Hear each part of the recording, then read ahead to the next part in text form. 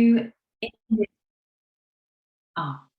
just getting a notice that everything's being recorded, which is super. Thank you, Gabriella. So I've got Gabriella Casona from the 3CL Foundation behind the scenes. I've got Savitri Emmanuel as well here, and myself, Emma Portsports. To say hello again, huge pleasure to be running this workshop. It's already a week since we launched the Digital Teaching and Learning Initiative, the community of practice. And it's been a huge delight really to see all of the buzz in the forum, the exchanges there in the Hangout, as well as the co-creation resource. So just a few admin points first as we get underway.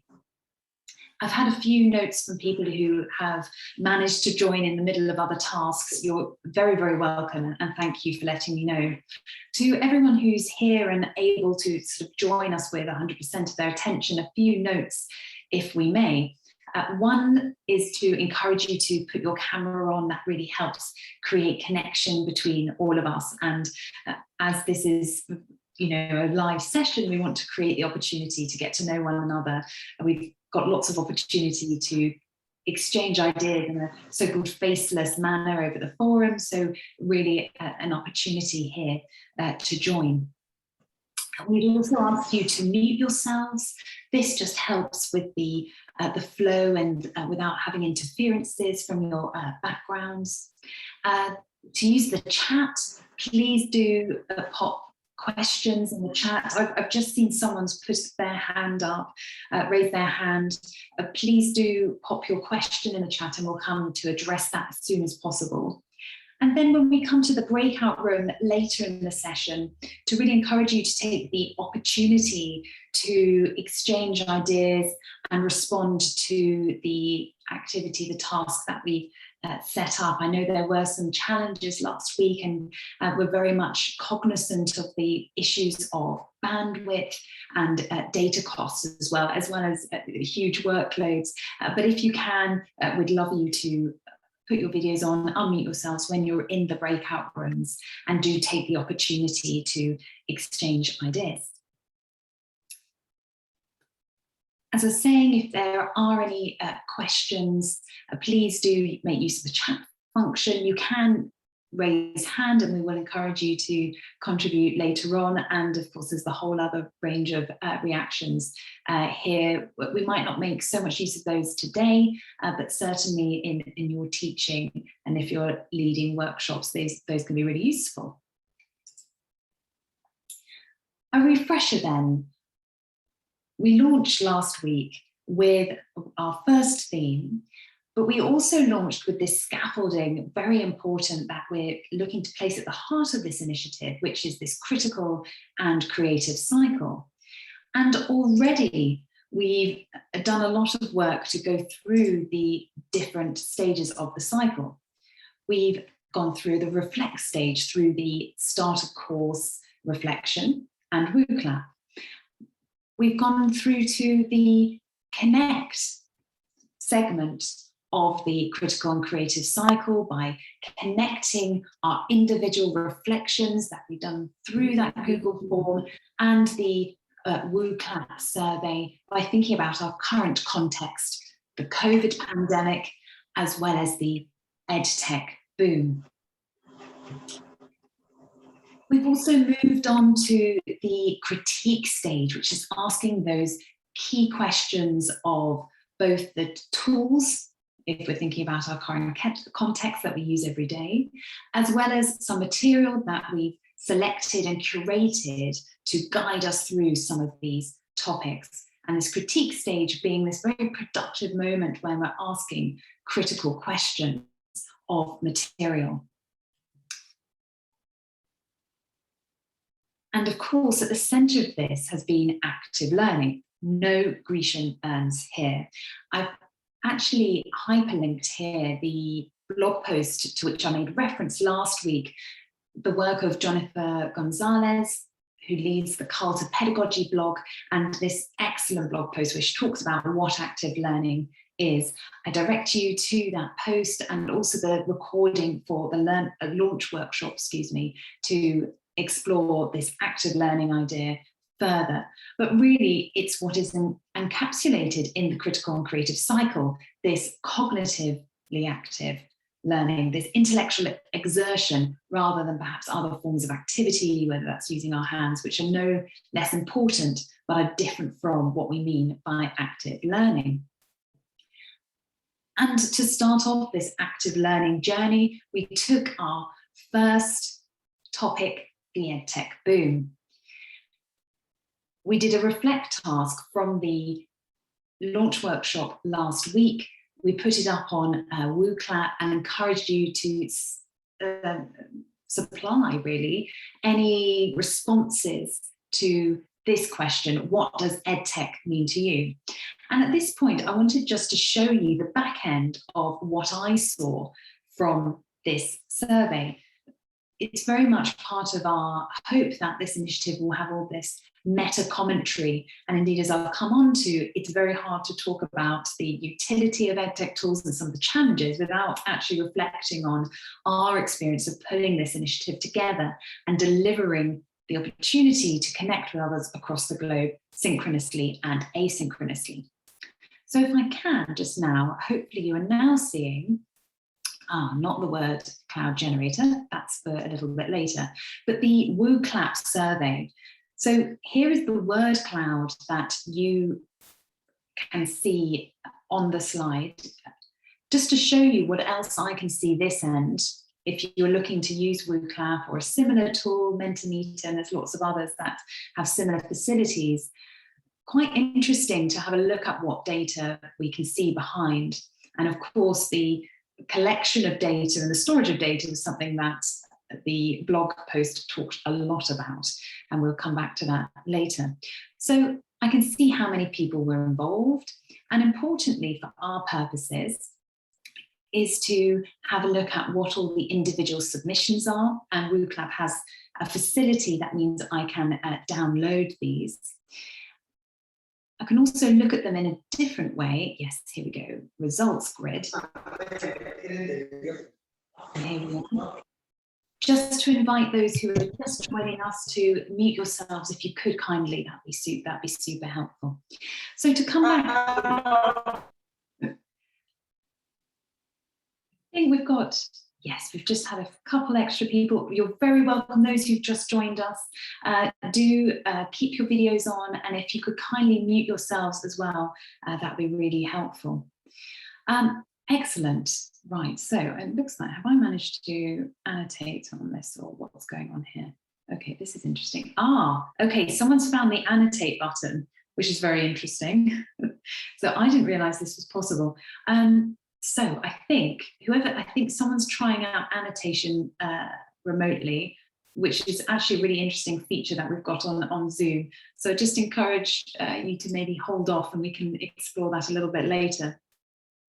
So just to come back then, that you can see a whole load of information on the WooClap, and you can see the number of, if I close this message, you can see the number and the variety really of responses.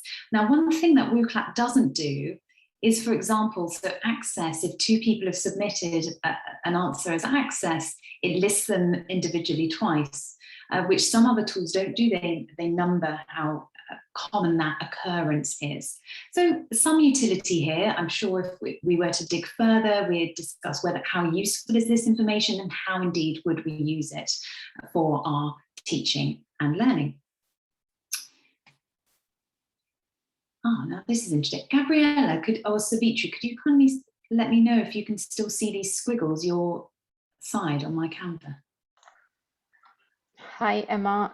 Yes, I can still see the scribbles. Okay, this is interesting. This is interesting. All the things you can learn. Oh, here we go. I've erased them. Right. So I've learned something new today with the annotate. So it looks like actually that some people come in and annotate, and I can then remove it. So that's interesting. All a part of the learning journey we're on. Excellent. Thanks, Gabriella. I'll remove the squiggles so we can see what's going on the screen as we go through. So to come back here then.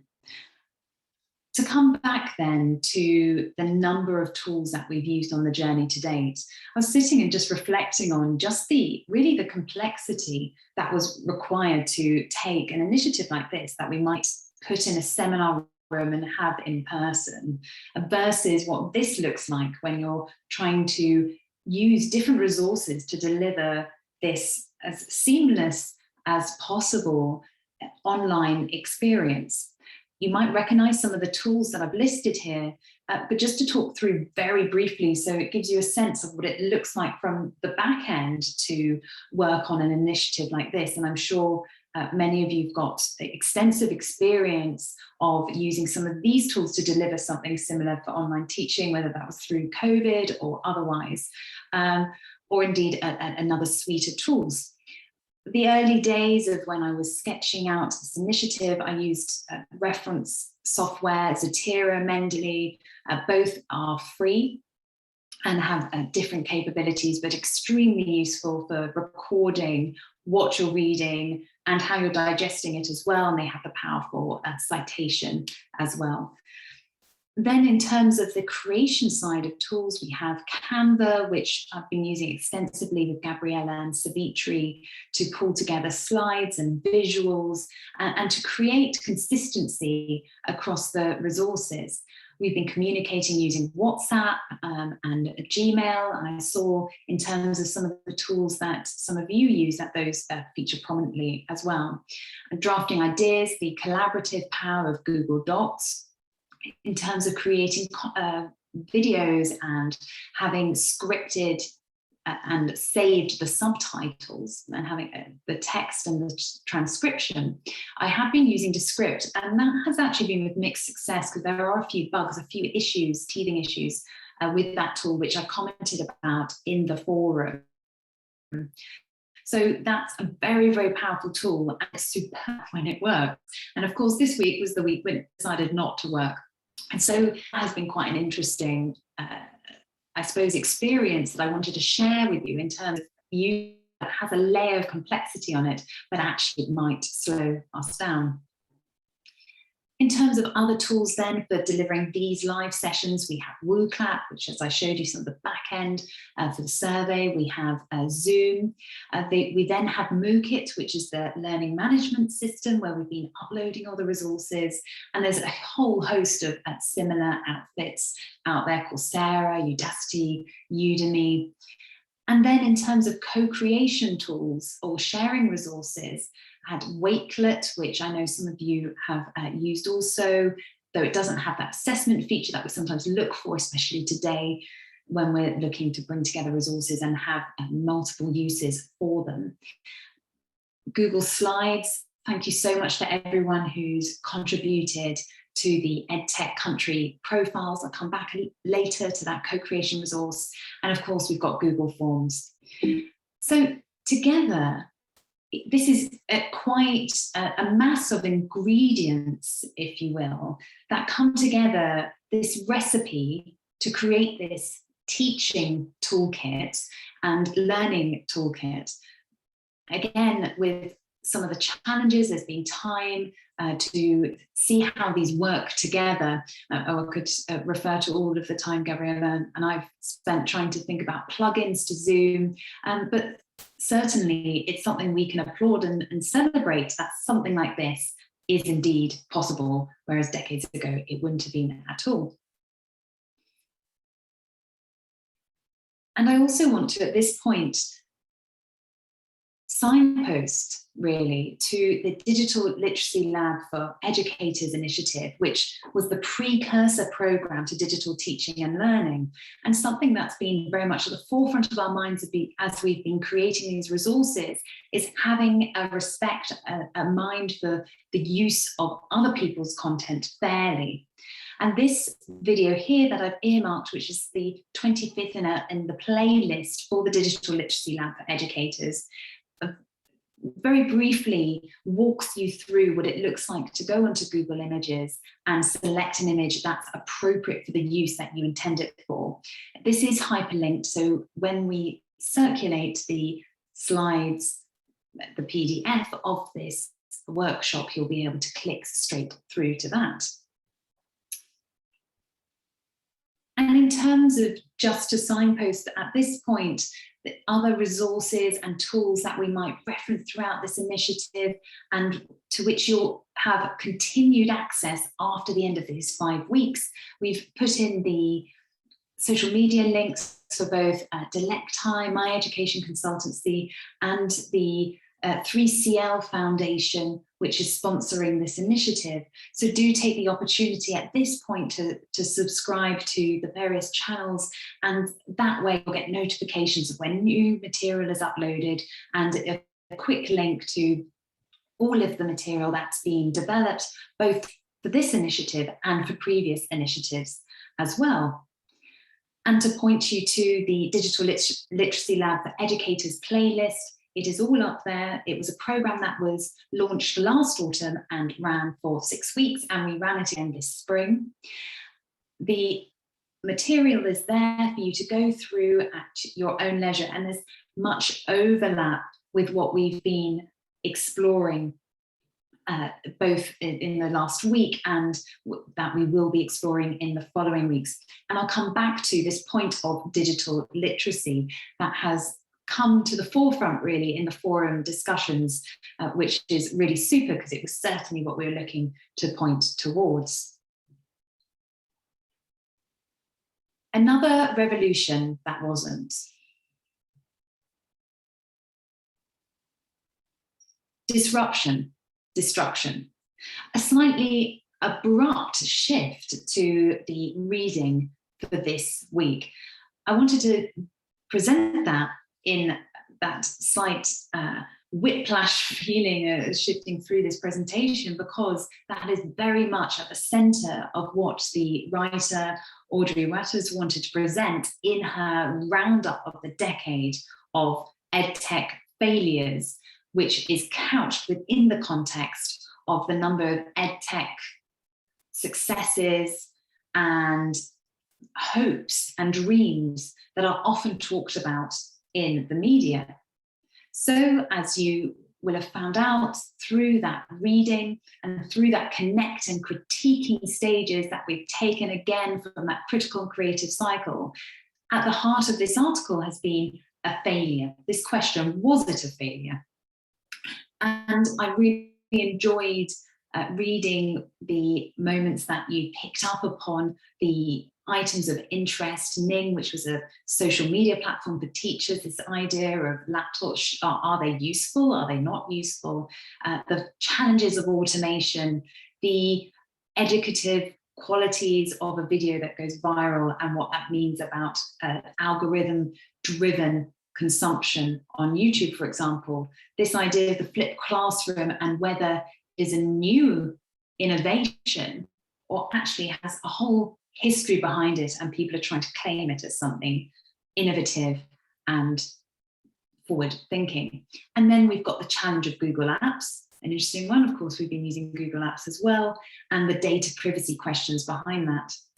Here I've pulled out a couple of moments from that article, which I think really encapsulate the tenor, the tone of the content and the critical standpoint that Audrey Watters seeks to take.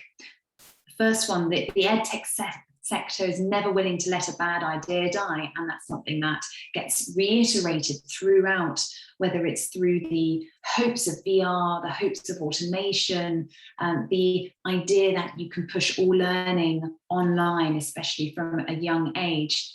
The second quote, the problem is less the technology than the touting, which again comes back to a theme that punctuates this article, which is the idea that the education business comes at the forefront and forgets what it's like on the front lines, the business of education. And the final quote, what mattered to this crowd was the business of EdTech, not the pedagogies. So as you see, we had this idea of education business, business of education, education and technology, which one comes first, as this theme, these two balls that get played around with throughout that article.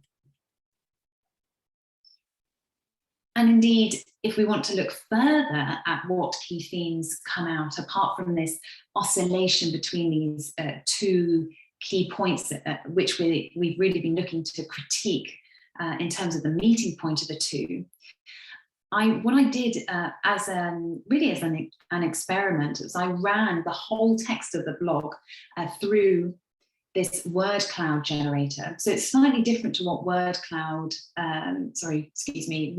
does in terms of it takes a text and then digests it. And I wanted to quickly show you what it looks like from the other side. Again, as a tool that might be useful for you in your teaching or indeed in your learning. I sometimes take texts that I'm reading and as a way of a sort of first digest to underline or highlight some of the key themes that are coming out of the text, run it through a word cloud generator like this.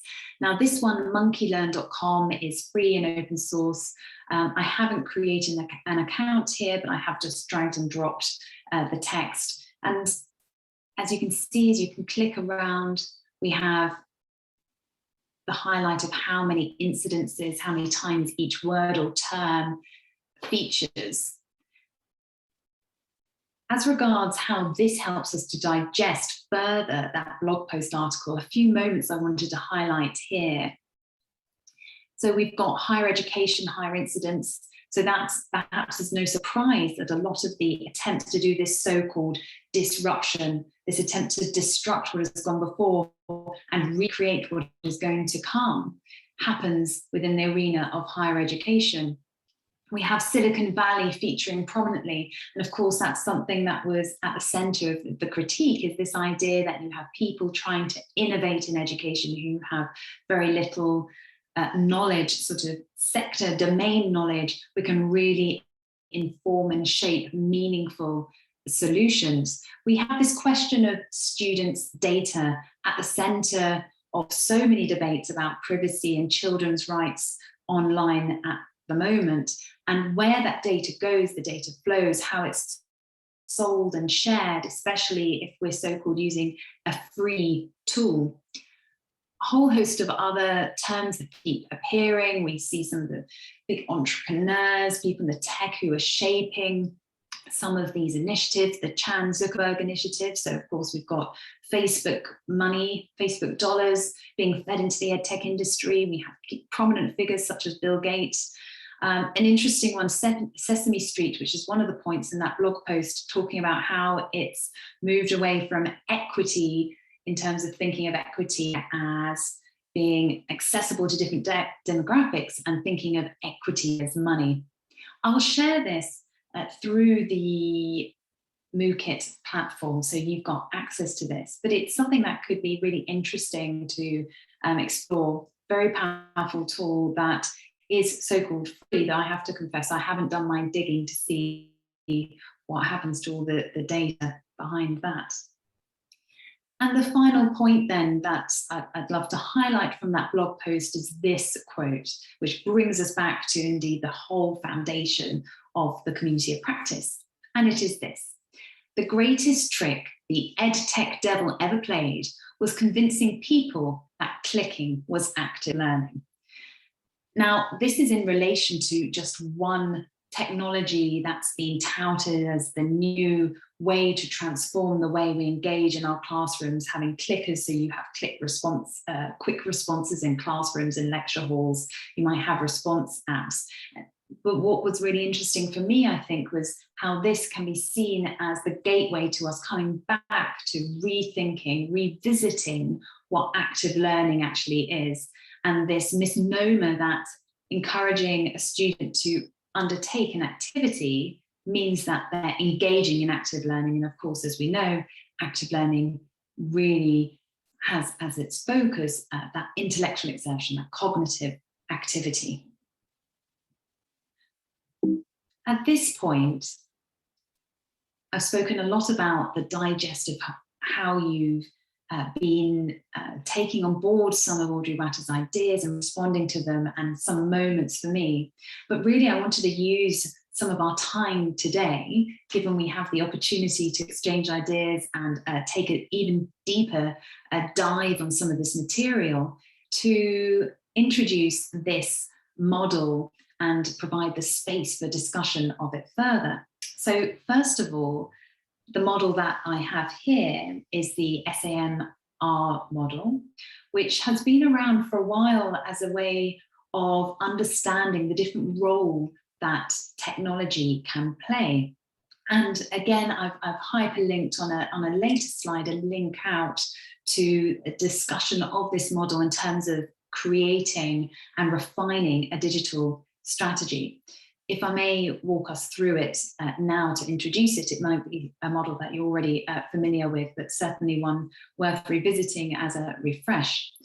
To start from the top then, we have S for substitution, where we have technology acting as a direct substitute with no functional change. An example might be an interactive, a whiteboard, for example.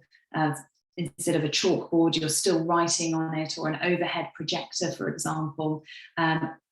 We have to ask ourselves, is this something that changes the way we teach and learn, or is it something that's substituting it? At the next level or category, augmentation, technology acting as a direct substitute with functional improvement. So we have two of those where you might find that the digital tool is substituting or augmenting. So it's not transformative, but it might be enhancing. To come down to the transformative possibilities, potentially, in terms of category, we have N for modification, technology allows for significant task redesign, and then R, redefinition, technology allows for the creation of new tasks previously inconceivable.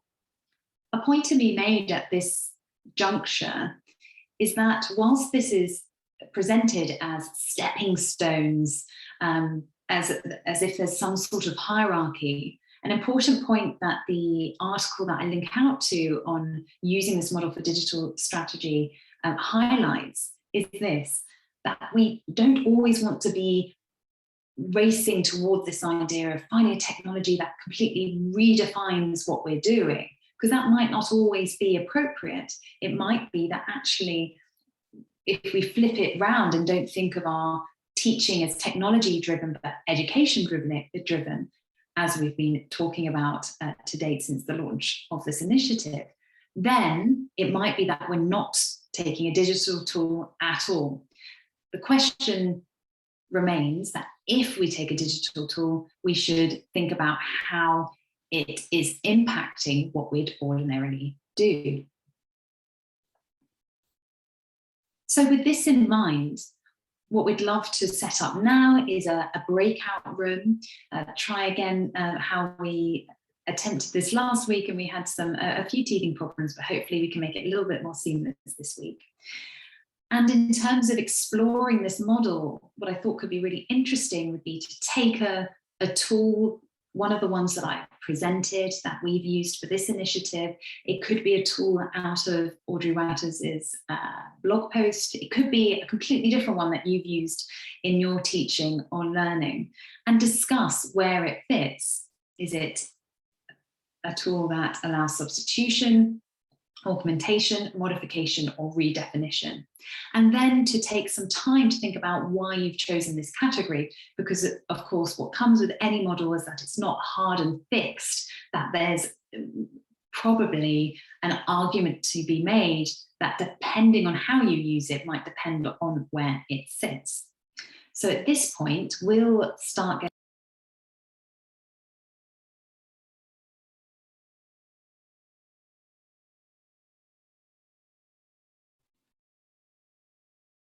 Welcome back, everyone. We were just looking to wrap up. It's always the danger, isn't it, with breakout rooms, that you're just getting going and warming up, and then everyone gets booted out and you're back here. I absolutely loved learning from, I was with Jeanette and Charmaine, and they were sharing their experiences. And we talked a lot about the time challenges, the huge time investment at the beginning. We talked about Moodle and the different categories here that we had with substitution, augmentation, modification, and redefinition, and whether we can celebrate technology actually aiding with any of these. I didn't manage to make it into any other rooms, but I'd like to encourage anyone who'd like to come forward and share their discussions at this point. Would anyone like to come forward with one of their tools and how you categorized? Do feel free to unmute yourself or raise your hand, and we can invite you to unmute yourself.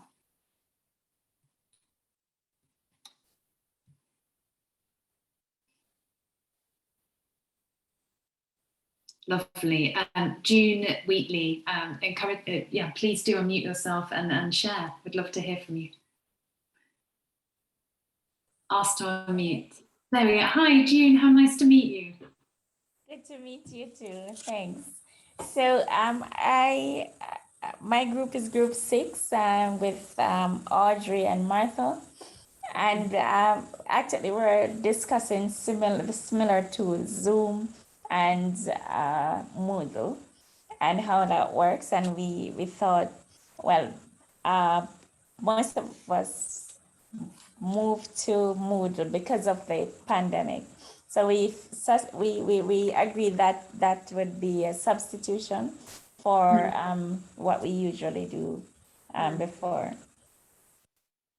Super.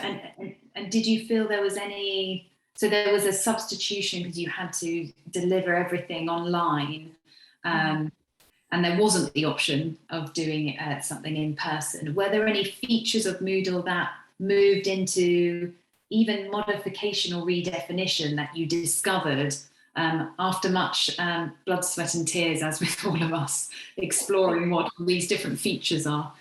So we didn't get a chance to go deeper into the discussion. By the time we looked, we were coming back into the main room. But yeah, I don't know if Martha wants to share that what she had to do was upload videos.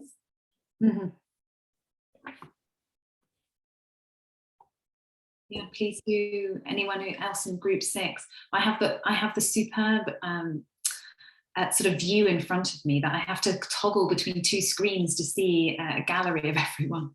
Martha, yes, her hand is raised. Yes. Sorry. Yeah. Thank you so much. I actually was trying to unmute, but the host had me muted. Thank you so much, June. That was a very good summary of what we discussed. But yes, I lecture in a university in Africa, in Namibia. And so we had a slightly different problem than Zoom. So we were given Zoom as an option. We had a big blue button that is a plugin through Moodle, for those who know it. And the third one was Microsoft Teams. We had accounts on the 2, and the university had a 3rd account with Zoom. But unfortunately, most of our students ran off to the village, and Namibia is a big country, so we had issues with connectivity. So even if you have a class of 100, you would end up having 2-3 students, and everybody's trying to record the class, and it caused commotion. So in the end, we were encouraged to use Panapto, an extra software that was plugged into Moodle. Then we would record our sessions with the PowerPoint presentations, and would really be lovely because a student can actually just jump across and search, and it's a really good software. So in the end, we record the content, and Panapto acts like YouTube, where when you want to download it, you can pick any different version, so it can actually be downgraded so that you get a smaller version and have that to play later. So that sorted a lot of our problems with our students. Thank you. Thanks so much, Martha. That really interesting. And just as you were talking about the challenges that I think we've all been discussing in the forum and in our rooms just now, of the big learning curve, the connectivity, the infrastructure, it actually made me start to think that whilst this model is a great starting point in terms of starting to consider the role, the change that a digital tool can bring in, actually, even there needs to be almost a sort of minus scale, doesn't there? Because you have substitution as the first level. Well, actually, as you were just describing, Martha, in Namibia, the substitution just didn't really work very well because there were so many conditions that were contingent on that being even an option. So as a direct substitute, even as a partial substitute, I guess we could say, with the need to, I'm just now, of course, what I should do is share my screen, so that would be helpful so that we can see the, if I may come back. So I'm just looking down our different categories here.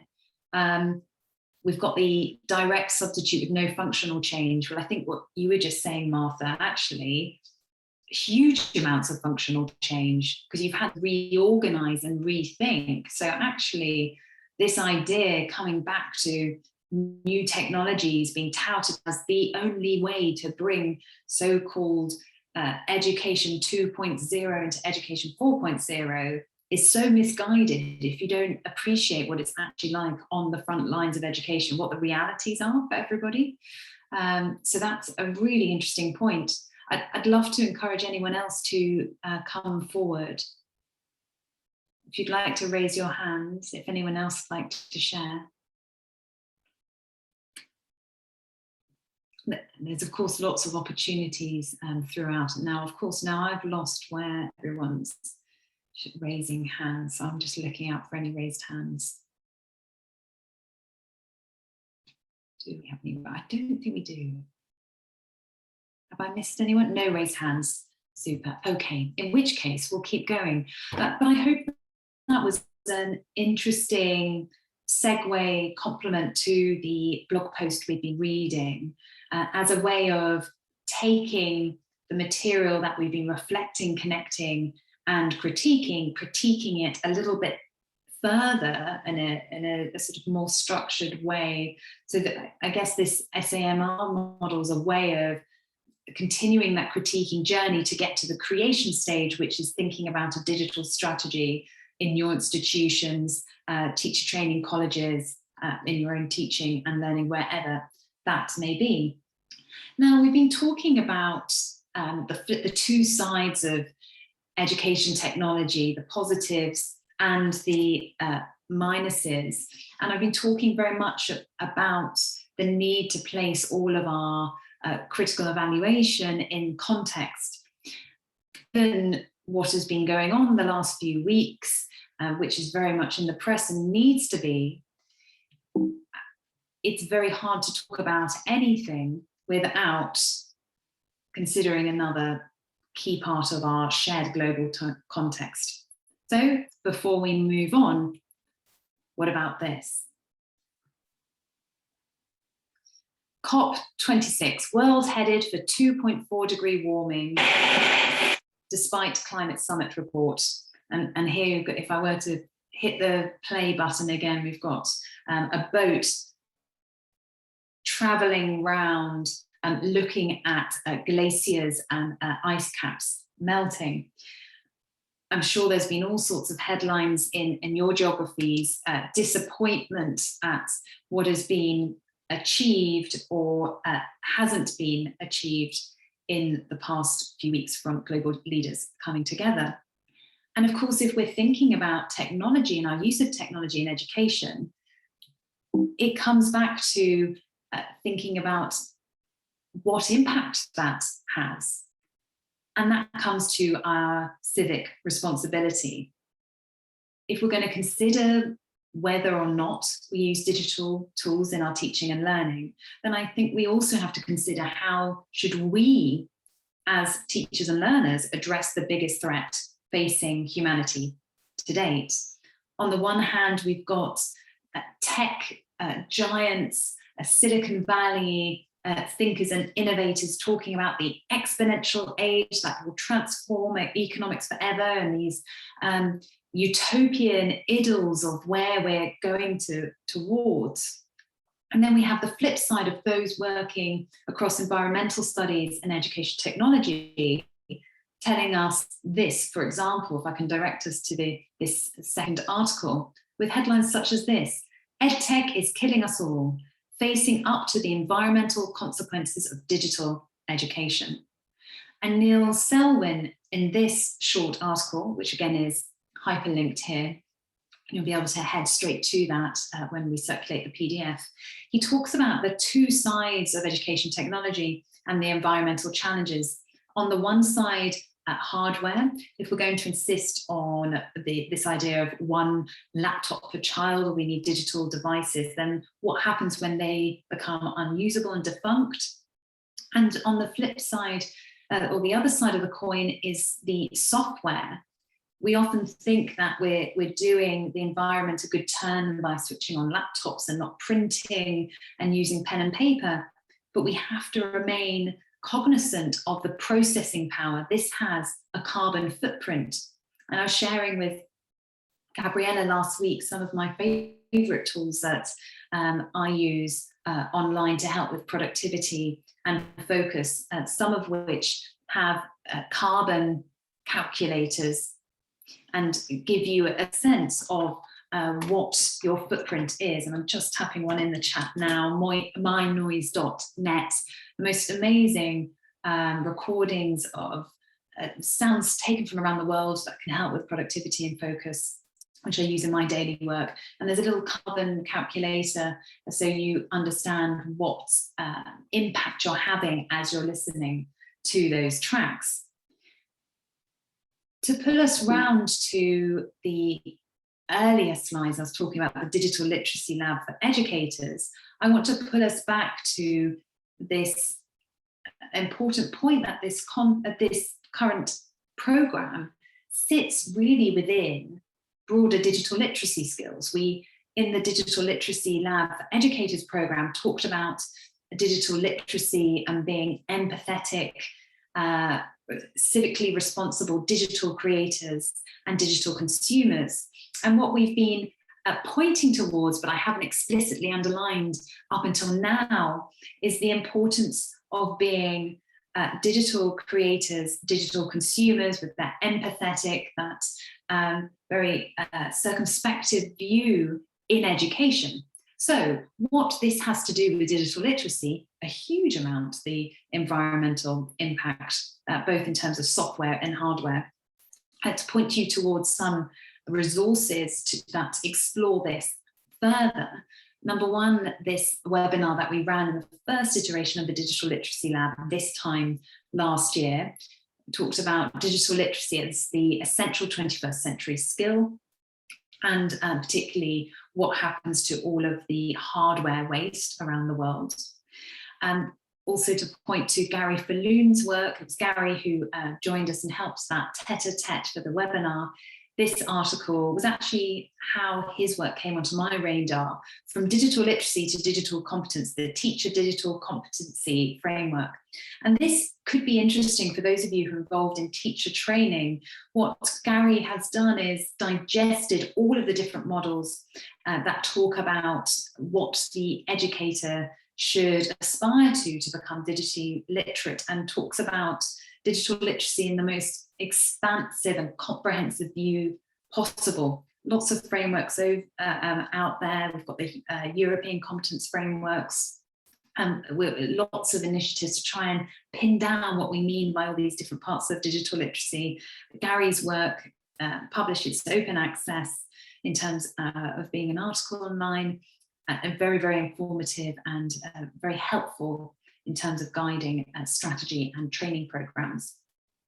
And then a video taken from that playlist from the Digital Literacy Lab for Educators, right at the end of the whole program, where I talk about empathetic consumption, not as digital creator and consumer in education per se, but really to lay that foundation block. So that might also be of interest.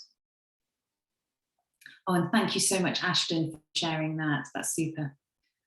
So some extra resources about servers and cloud storage. And also, so this is another interesting point, thank you for raising this, about electricity being, well, if it's produced by fossil fuels, that's one thing. And I guess if these processing centers and servers are being fueled by solar electricity, maybe that's something to be less concerned about. But until we know how the cloud services, all of the processing that we undertake in the use of a tool is being fed, it's very hard to make informed choices. So I guess we're also pointing towards transparency as well.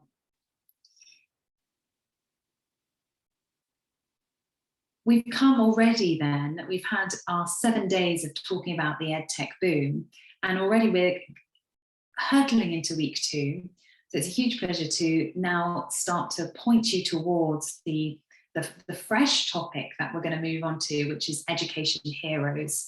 And again, coming through these connecting and critiquing stages.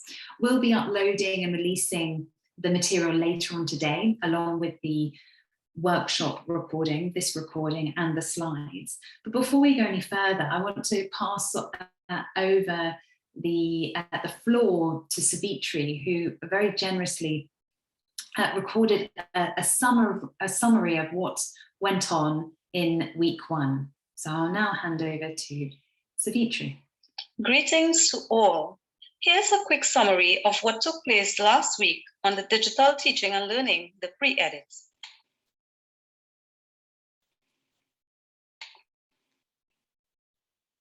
There was a huge hub of activity. Many participants used both the forum and Hangout areas to introduce themselves to each other.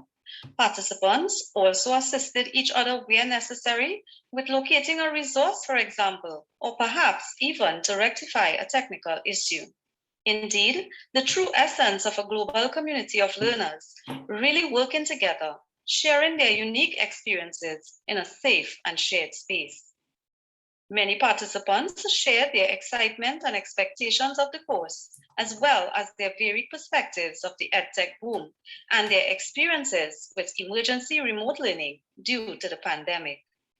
This led to a sharing of some of the digital tools that participants became quickly acquainted with and even relied on to some extent so as to ensure that education and the pedagogical affordances of technology created the best possible outcome for their charges. The rise of the digital era, as well as the digital divide, was massaged in great detail, with participants extracting and sharing both the positives as well as the challenges faced by many within their own context. There was consensus among participants that digital literacy is no longer an option, but rather a necessity due to the advent of the COVID-19 pandemic. The DTL pre-edit team really do appreciate your active participation and applaud your stimulating discussions in the discussion forums. And so we say a huge thank you. A word of encouragement, as we head into week 2, we look forward to much more rich, thought-provoking discussions and shared experiences and perspectives as we look at the topic Education Heroes. We want to encourage you to keep the discussions alive and flowing in the forums. As you sail into week 2, we wish you an exciting and rewarding journey with us.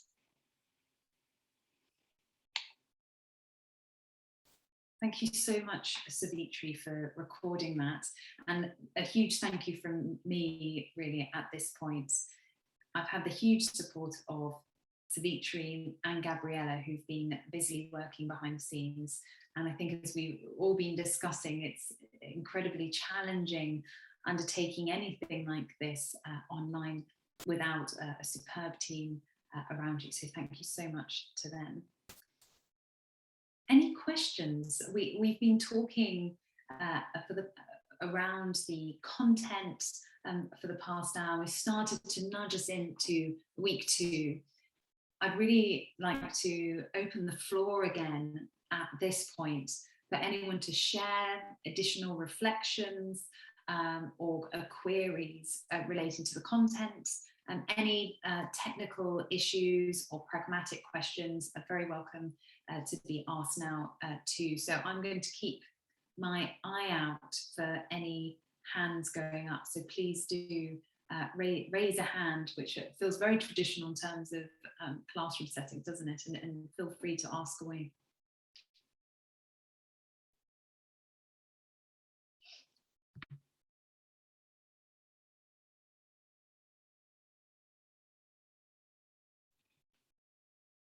I'm going to get my gallery up.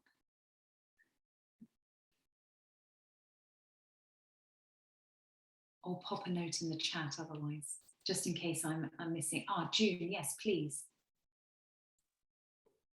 Yes, my question is, so last week I was totally busy and didn't get to participate in the chat or anything. Is it possible? Could I still do that? Could I go back, or I have to concentrate on this week too now? Absolutely, you'd be so welcome to catch up with all the week 1 material is published and it's there now. So if you've got time to catch up this afternoon, of course I'm speaking, it's 2:10 here, or this morning or this evening, wherever you're based, then please do go ahead. And that will stay up. The only thing will be, I guess this week will be a little bit heavier if you're looking to take on the week 2 material as well. But at this point, I think it's probably worth reiterating what we were saying last week, is that we've looked to make the front load of time commitment as contained as possible. So it should be possible to at least dip into the reading and exchange some thoughts on it within the space of an hour. So it's not too onerous within your other commitments, but then it's really, the floor's open for you to spend more time exchanging ideas, going to the co-creation resource, for example, which I'll, before we part, I'll come back to that a little bit more. So absolutely, plenty of time. Thank you so much for joining us today and for looking to engage further with the resources. Thank you.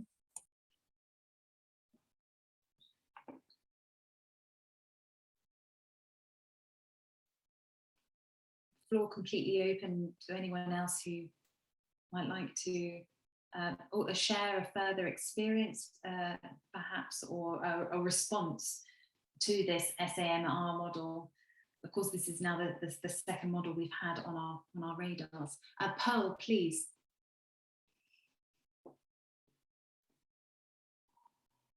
Do go ahead. Hi again, everyone. I just have a technical question. I don't know if it's me alone, but have anybody been experiencing like long pauses during the presentation, or is it just me? I'm just checking to see if it's just from my end. If people could kindly put up a reaction, maybe a thumbs up if they've had problems. There it goes again. Use the reactions button.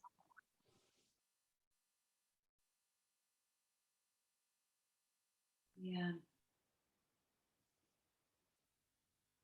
Okay, so it's probably my end. All right, thank you.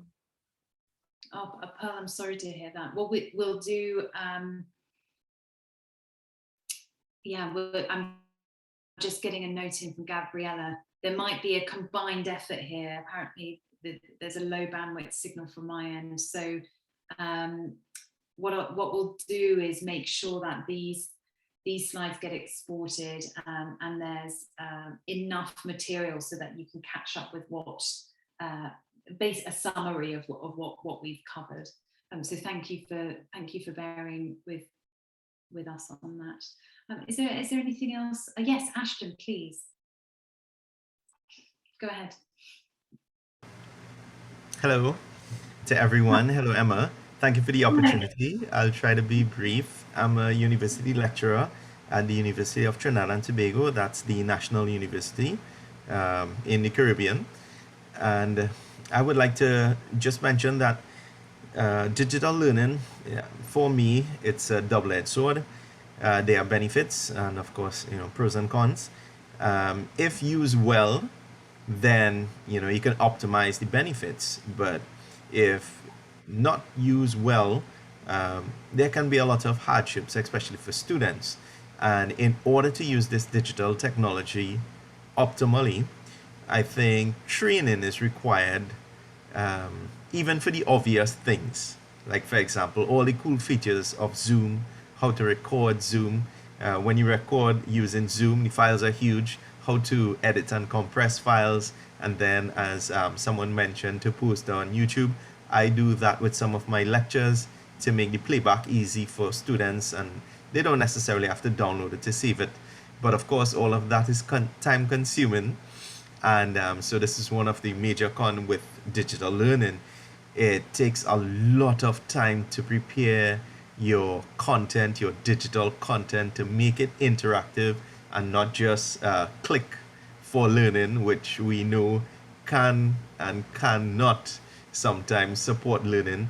It has to be intriguing. Students, must be engaged.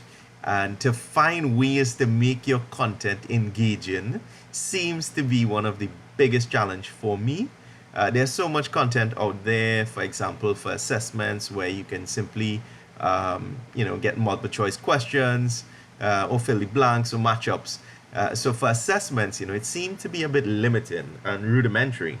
The more exciting stuff involves simulations and stuff, but it's not so widely available. And some of the resources, well, you need to purchase them.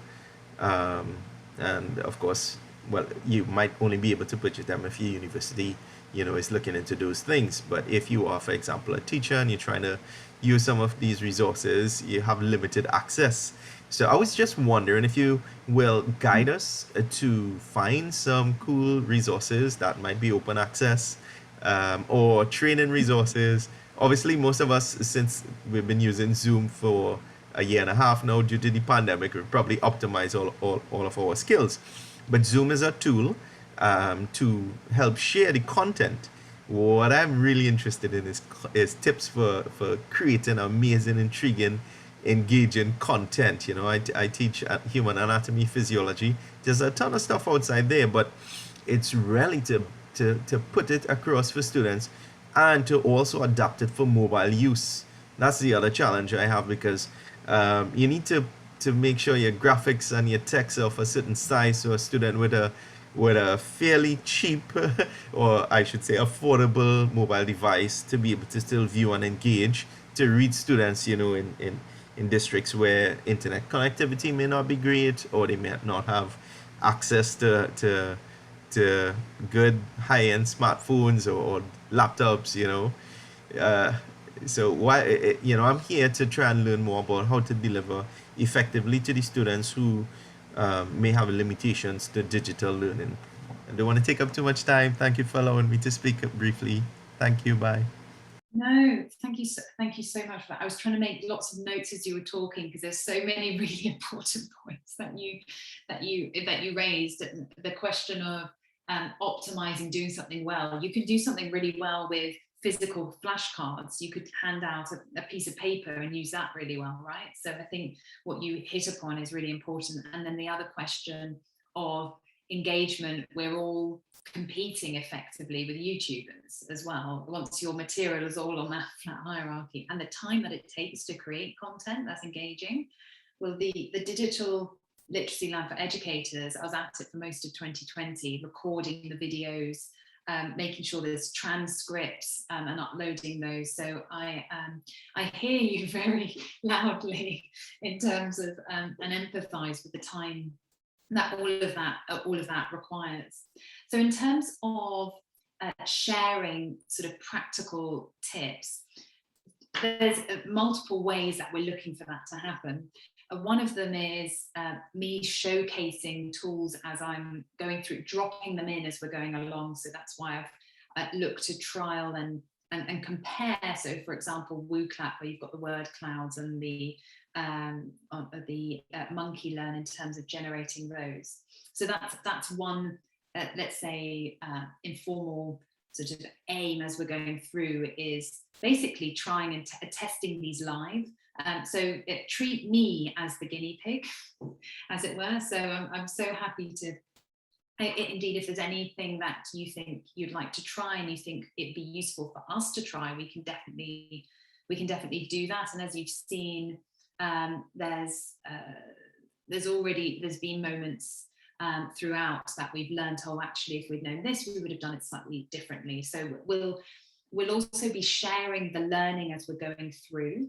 So whilst we're going through different topics, at every moment, I'm going to look for what meta commentary can be added in. And by that, I mean, for example, I used Descript, a tool, to do a screen recording. It does automated transcription. You can publish it via a link and put it online. And I use that. And of course, there's a bug. There's currently, as I was saying earlier, there's a bug in the tool this week. So I put under the video I used it, I've put in a response and shared with you what the challenge is. So I'm as I go through, effectively every time I use something, I'll highlight and take the opportunity to say, this is what I found challenging, and this is what worked and what didn't. So that's what I did with Descript, and equally when I was talking about WooClap. The other thing to say is that this sort of 5-week chunk is really for us to learn from you what would be really useful to feed into a much bigger initiative. So we've got planned in the works a full program with more content being recorded, sort of front loaded as you would in this sort of more conventional MOOC program, where I'll be talking more about, okay, this is what we know from pedagogical theory, and we've already gone through this journey of thinking about education technology, and this is the tangible outcome, this is the tool at your pick.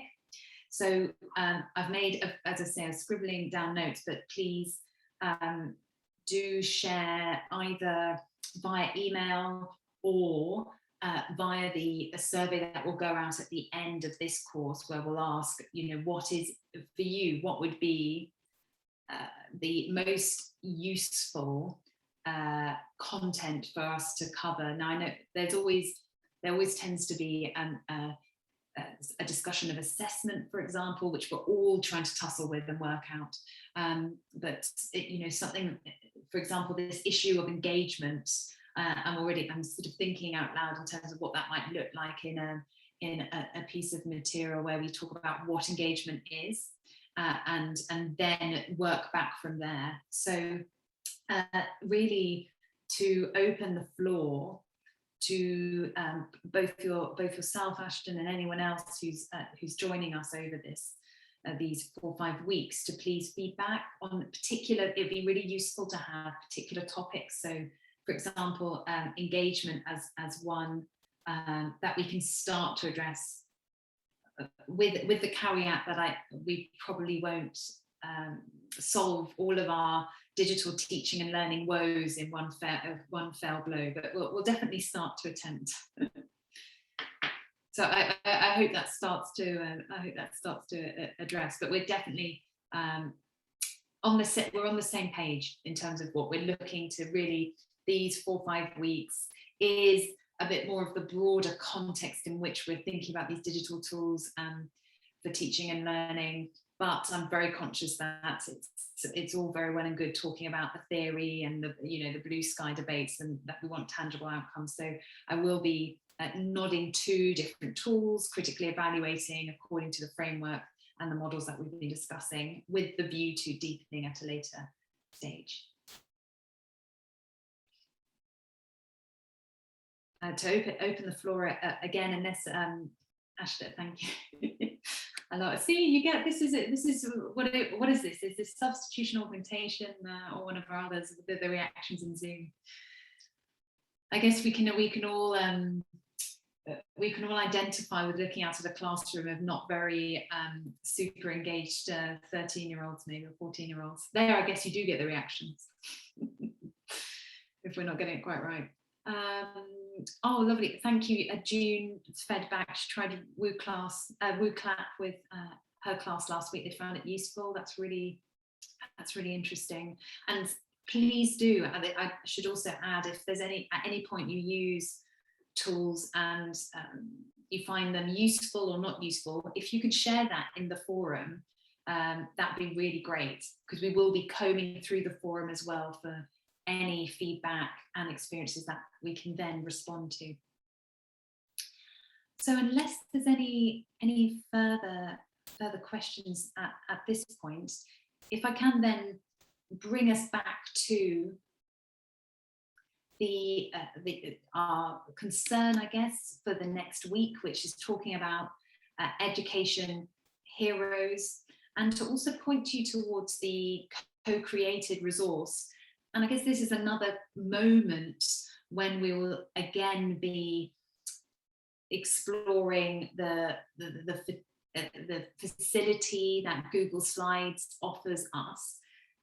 We will be sharing the link later today, and this time there's the opportunity to share profiles of your education heroes. One point to make, and I will add this in the presentation of this resource on MOOCit, is what I found last week with the Edtech profiles. What happened is someone used the template and wrote over it, or didn't leave it there for others to use. So again, I'll share some learning on that, because that for me was a learning point of how to avoid that in the future. So I will feedback on that, both for all of us to learn in the future when we're using Google Slides as a collaborative resource, but also just to ask that you are mindful that you're not writing on the template, but duplicating it in that resource. So we're quickly coming to an hour and a half. You're very welcome to come forward if you've got any other questions. We'll hover here for another few minutes, but just to thank you so much again for your time and your contribution. This initiative wouldn't work, of course, if you weren't willing to engage with us and explore some of these themes with us. And I guess the final message really to put out there is that I'm very conscious that we're all of us always running to deliver our teaching and up our learning and get very quickly to practical outcomes. But I hope that this initiative and the guided themes provides the opportunity to take a step back from that and think about this broader context and the broader debates, so we can then come back afresh to our choices of digital tools. Thank you so much for joining. I look forward to engaging with you further in the forum, on Hangouts, and indeed in next week's workshop, about which we will publish details very soon. Have a super rest of your day.